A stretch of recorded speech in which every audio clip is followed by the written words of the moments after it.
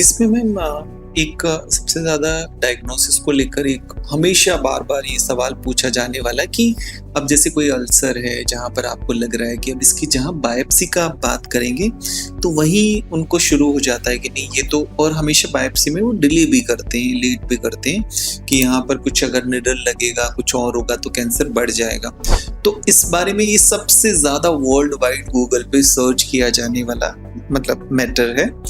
तो इस पे आप क्या बताना चाहेंगे? क्योंकि इसी चक्कर में कई बार फिर वो डायग्नोसिस भी लेट हो जाता है, तो बायोप्सी कराना कितना ज़रूरी होता है? बायोप्सी के बिना तो आप पेशेंट को कन्विंस ही नहीं कर सकते कि आपको ये कैंसर है।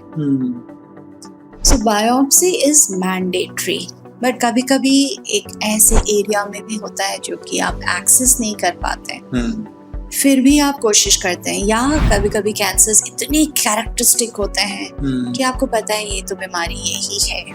रेडियोलॉजिकली भी उनका एक फीचर इतना कैरेक्टरिस्टिक होता है कि आप समझ जाते हैं ये कैंसर है। But then at the end of the day prove कैसे होता है? वो बायोप्सी के तौर पे होता है।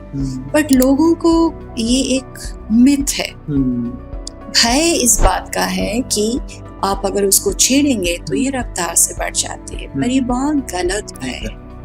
तो इसको दूर करने के लिए हम उनको समझाते भी हैं कि जब बायोप्सी करते हैं तो वहाँ आसपास इन्फ्लेमेशन होता है।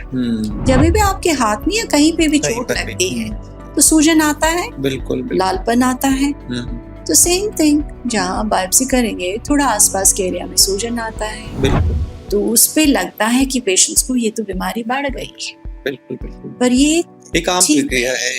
ये सोच बिल्कुल उचित भी नहीं है उनका, और ये ज्यादातर प्रभावित होते हैं बिकॉज आसपास के लोग उनको इस तरह के गुमराह करते हैं, जिसके कारण ये यही सोच में पड़ जाते हैं कि मैं बायोप्सी कराऊंगा तो मेरी बीमारी हाथ से निकल जाएगी। राइट। पर ये चीज सही नहीं।